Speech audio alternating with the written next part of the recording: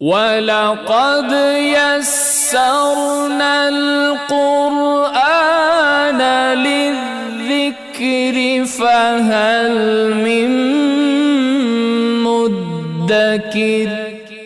اللہ تعالیٰ نے محبت کا ذکر کیا ہے، اور وہ محبت ایک حقیقی محبت ہے، ایک مصنوعی محبت ہے، ایک مجازی محبت ہے۔ کس طرح؟ اس کا فرمانا ہے وَمِنَ النَّاسِ مَن يَتَّخِذُ مِن دُونِ اللَّهِ أَندَادًا يُحِبُّونَهُمْ كَحُبِّ اللَّهِ وَالَّذِينَ آمَنُوا أَشَدُّ حُبًّا لِلَّهِ وَلَوْ يَرَى الَّذِينَ ظَلَمُوا إِذْ يَرَوْنَ الْعَذَابَ أَنَّ الْقُوَّةَ لِلَّهِ جَمِيعًا وَأَنَّ اللَّهَ شَدِيدُ الْعَذَابِ، کہ سارے لوگ نہیں، کچھ لوگ ایسے ہیں جو اللہ کو چھوڑ کر اس کے مقابلے میں غیروں کو اس کا شریک بنا لیتے ہیں، یعنی اللہ کی صفات غیروں میں ڈھونڈتے ہیں کہ وہ بھی کام وہ کر سکتے جو اللہ تعالیٰ کی ذات کرتی ہے۔ پہلے انہوں نے شریک بنایا، ند انداد شرکا بنایا، اور پھر یحبونہم کحب اللہ، پھر ان سے اسی طرح محبت کرتے ہیں جس طرح اللہ تعالیٰ سے محبت کی جاتی ہے۔ لیکن اللہ کا فرمان یہ ہے، یاد رکھنا،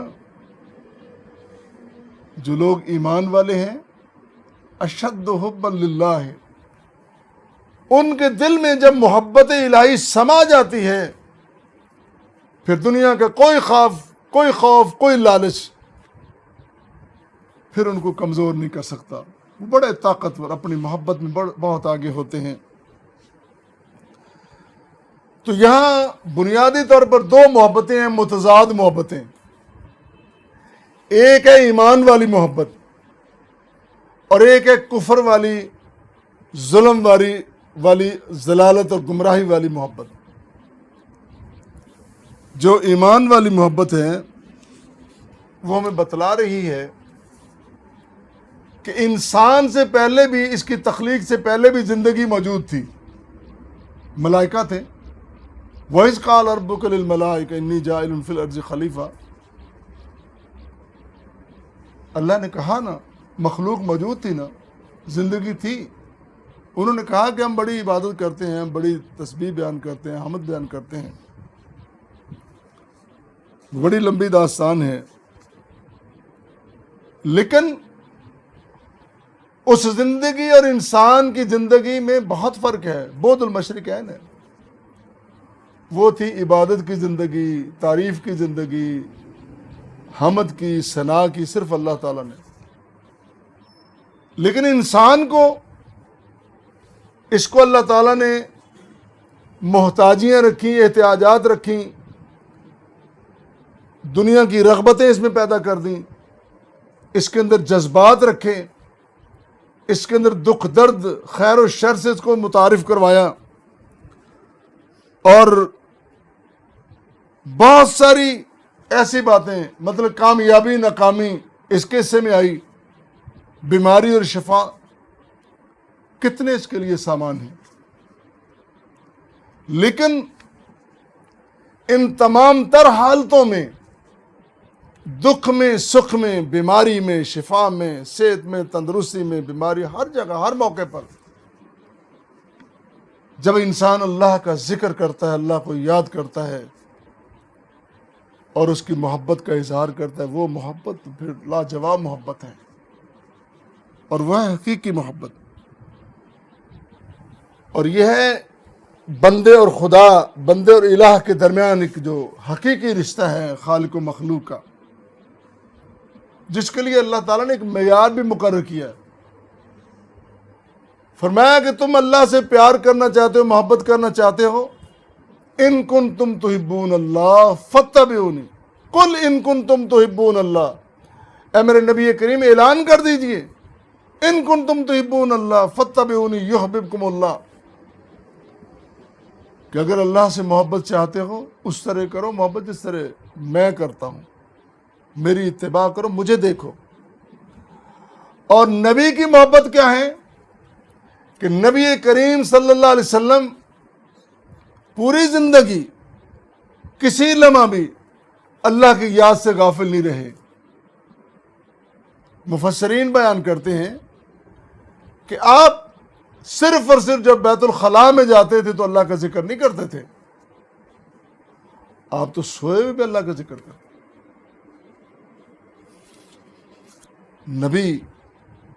نبی کے مومن امتی، ان کی نیند کو بھی اللہ اپنا ذکر بنا دیتا جب وہ ذکر کر کے سوتے ہیں۔ ایک معیار اللہ نے مقرر کر دیا، ایک ماڈل مقرر کر دیا، فرمایا اس طرح مکمل نہیں بن سکتے اور نہیں بن سکو گے، وہ تو ایک ہی تھی ذات، لیکن کوشش تو کرو، فالو تو کرو، پیچھے تو لگو۔ اور وہ ہے اصل اور حقیقی محبت جو انسان اپنے خالق سے کرے، جس نے بنایا ہے، جو لایا ہے، جو لے جائے گا، جس کے سامنے ہم نے پیش ہونا ہے، اور پھر جس نے خوش ہو کہ ہمیں انعامات سے نوازنا ہے، اکرامات سے نوازنا ہے۔ سب رشتے ٹوٹ جائیں گے، سب بھاگ جائیں گے، صرف اسی کے سامنے ہم نے جانا ہے۔ اس کے مقابلے میں دوسری محبت ہے کفر کی، ظلم کی، اور یہ مصنوعی محبت ہے، جھوٹی محبت ہے، جس کے بارے میں فرمایا وَمِنَ النَّاسِ مَن يَتَّخِذُ مِن دُونِ اللَّهِ اندادن یحبونہم کحب اللہ۔ ایک تو سچے محبت کرنے والے، دوسرے جھوٹے محبت کرنے والے، جنہوں نے اپنے اپنے انداد اور شرکاء بنا لی، ان سے اسی طرح کرتے ہیں جس طرح اللہ سے کی جاتی ہے۔ قرآن کہتا ہے اسی طرح کحب اللہ، اللہ کی محبت کی طرح، لیکن نہیں، یہ تو ممکن ہی نہیں ہے۔ اللہ وہ تو سنتا ہے، وہ تو مدد کرتا ہے، وہ تو التجائیں سنتا ہے، اور یہ گونگے بہرے نہ سنتے ہیں، نہ بولتے ہیں، نہ کسی کام کے، نہ کاج کے، دشمن اناج کے، اور وہ اناج بھی جو ان کے نام پہ ان کے بیٹھنے والے مجاوروں نے انہوں نے کھا جانا ہے، ان کے نام کا کھا جانا ہے، جھوٹے سارے۔ یہ صرف مصنوعی نہیں بلکہ جھوٹی، یہ کفر والی، ظلم والی محبت ہے، بچو اس سے، بیکار ہیں یہ سارے، کسی کام کے نہیں، نہ آج یہ تمہاری سن رہے ہیں نہ کل سنیں گے، سب بیکار ہیں۔ اور ان کا حال یہ ہے وَلَوْ يَرَى الَّذِينَ ظَلَمُوا إِذْ يَرَوْنَ الْعَذَابَ إِنَّ الْقُوَّةَ لِلَّهِ جَمِيعًا وَإِنَّ اللَّهَ شَدِيدُ الْعَذَابِ۔ جب یہ عذاب اللہ کا دیکھیں گے ان کو لگ پتہ چل جائے گا، سب بھاگ جائیں گے، ایک ایک کر کے بھاگیں گے، اپنے مریدوں سے، متبعین سے، پیچھے لگنے والوں سب سے بھاگیں گے، اور کہتے ہیں ہمارا تمہارا کوئی تعلق نہیں ہے۔ یہاں تک کہیں گے کہ ہم نے کون سا تمہیں بازو سے پکڑ کر، ہاتھ سے پکڑ کر اس طرف لگایا تھا، تم اپنی عقل تمہاری ماری گئی تھی، مت ماری گئی، تمہاری عقل جواب دے گی جو تمہیں اس طرف چلے گا۔ اسی طرح تیسری محبت ہے محبت مجازی، جس طرح ہم گفتگو میں بھی کہتے ہیں کہ خاوند مجازی خدا ہے، یہ ایک جائز اور حلال رشتہ ہے۔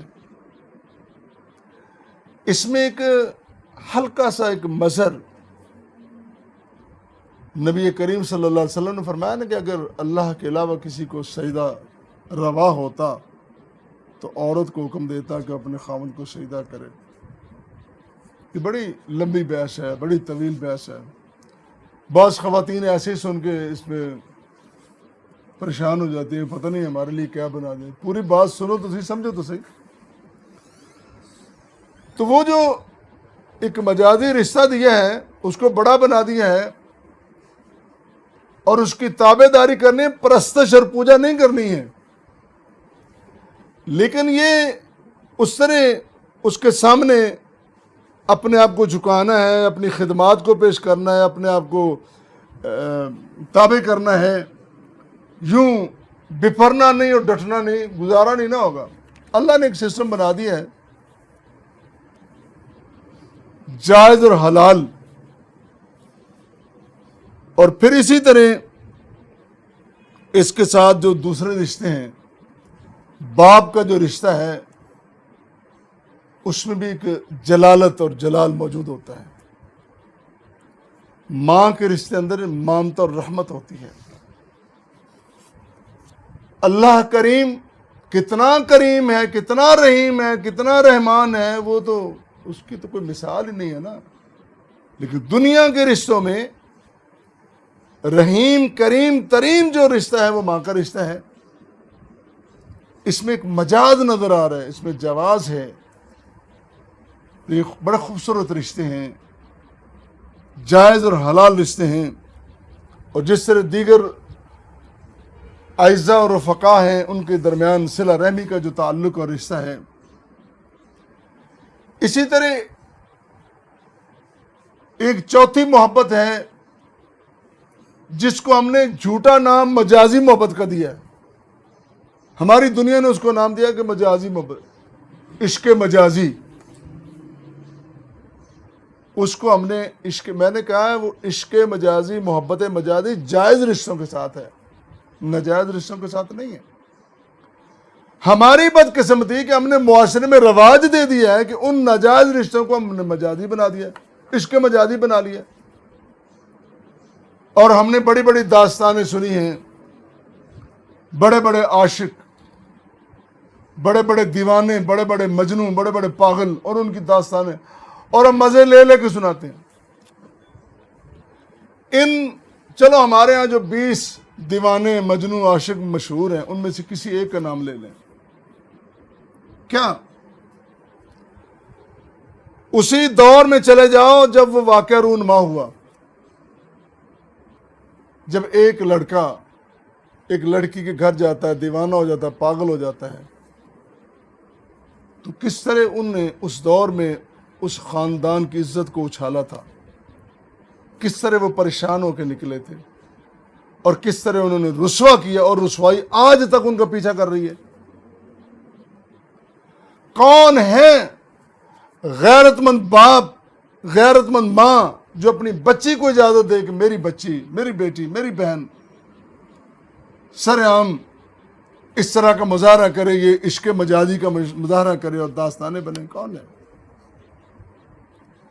لیکن معاذ اللہ ہم نے دین دشمنی میں، رب سے بیگانگی میں، اور اللہ کے رسول کی محبت کو کھو دینے کے بعد ایسی حالت ہمیں اختیار کر لی، ہمارے سامنے ایسا معاشرہ اور سماج بن گئے ہیں کہ جو اس میں بھی فخر کرتا ہے۔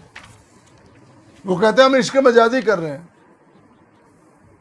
یہ عشق مجازی نہیں ہے، یہ محبت مجازی نہیں، یہ جنسی تعلق ہے، یہ خواہشات، یہ سفلی جذبات کو پروان چڑھا رہے ہو، یہ تمہارے اندر کی خواہشات ہیں، ان کے پیچھے لگے ہو، یہ تمہارے اندر کوئی عشق حقیقی اور محبت حقیقی نہیں ہے، یہ وہ تمہارا خلل ہے جس کے بارے میں غالب نے کہا ہے، بلبل کے کاروبار پہ ہیں خندہ ہے گل، کہتے ہیں جس کو عشق خلل ہے دماغ کا۔ غالب نے کہا، بڑا معروف نام ہے برِ صغیر کا، شاعروں کا امام گنا جاتا اس کو، اور عشق و محبت میں تو بہت آگے وہ بھی، لیکن وہ کہہ رہا ہے، کہتے ہیں جس کو عشق خلل ہے دماغ کا۔ یہ کوئی حقیقی، کوئی مجازی اور کوئی اس طرح کی بات نہیں ہے۔ تو اس طرح ہمیں یہ سمجھنا ہوگا کہ محبت حقیقی کیا ہے۔ آؤ ہم اپنے اللہ سے حقیقی محبت کریں، اور وہی کرنی چاہیے۔